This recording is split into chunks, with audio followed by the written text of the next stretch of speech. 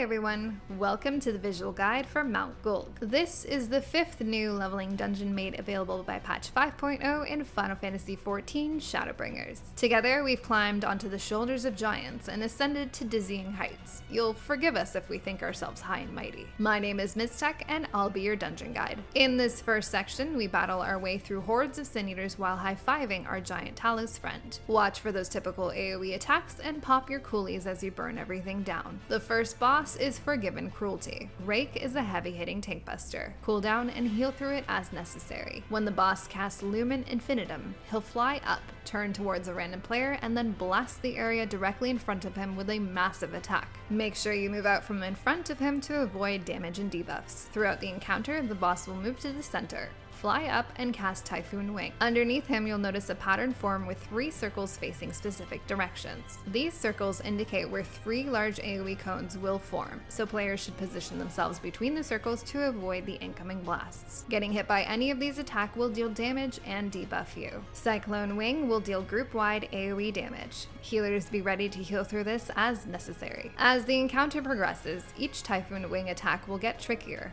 as wind orbs will spawn around the platform and in the center at the same time. These orbs will explode in large AoE circles at the same time the Typhoon Wing center cones go off, so players will need to quickly position themselves in the smaller safe spots formed by these additional orbs. This may take a bit of time getting used to, as it's easy to underestimate the size of the wind orb explosions. If you do get hit and have debuffs, make sure you pop some personal cooldowns to help your healers out. These mechanics will repeat until the boss is down. In this section, our progress is stopped by demon wall-like entities. While you can't get knocked off the mountain, you most certainly can get hit by the various Earthshaker patterns it'll throw at you. Staying close to the wall makes it easier to dodge into the safe zones, so make sure you watch your feet and adjust as necessary. The second boss is Forgiven Whimsy. The first thing you should note is that the platform is divided into the same 9 squares that the boss face has. You'll use this to dodge incoming attacks. Sacrament of Penance is an AoE blast that will deal high group-wide damage. Throughout the encounter, the boss will shift its form and the pattern of faces it settles on will correspond with the incoming attacks on the platform. Players will need to quickly discern the pattern of attack demonstrated by the boss and move into a safe section on the platform. Exogenesis will then cause the unsafe sections to explode, dealing high damage and debuffs to anyone caught inside of them at this time. Catechism will target the tank with a heavy-hitting tank buster. Cool down and heal through this as necessary. Judgment Day will call down meteors onto the platform into these AoE circles. At least one player must be standing in each circle before the meteor hits the platform, or it will explode and deal high damage and debuffs.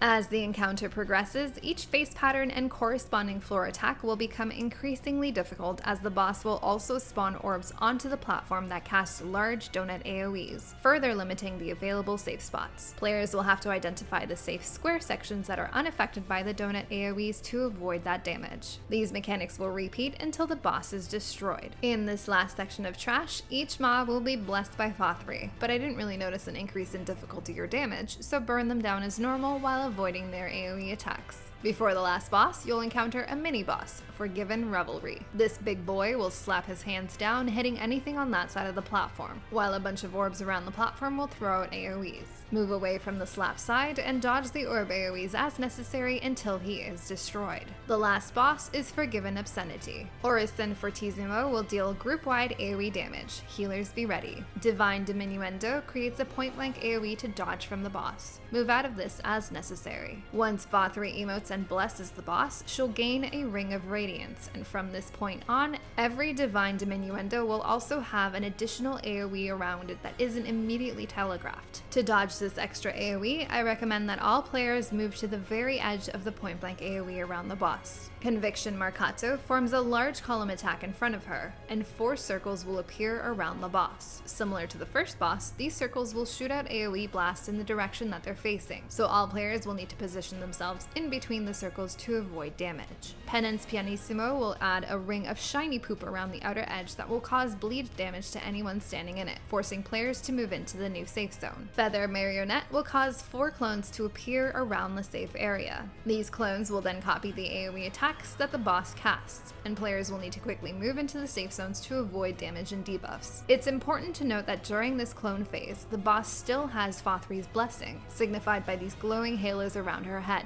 This means that that she'll also cast that extra ring or circle blast attack that you familiarized yourself with at the beginning of the encounter. So, finding the resultant safe zones is a bit trickier than you would think at first glance. After 2 rounds of clone attacks, the clones will disappear and the platform returns to normal. Solitaire Bing will cause a line of orbs to spawn on the far edge of the platform. The boss will then spawn discs in front of these orbs. When an orb hits a disc, it will explode in a line down the length of the platform. The discs can form in a random pattern, but each pattern will allow players to utilize safe zones that helps them avoid each orb blast. SACRAMENT SFORZANDO is a massive heavy-hitting column attack in the direction of the main tank. Cooldown and heal through this as necessary and make sure the boss is never facing the group. At this point, all of these mechanics will repeat until the boss is down. If you have any questions or comments, please let me know. Up next, we'll lose our innocence together. As always, thanks for watching. Till next time.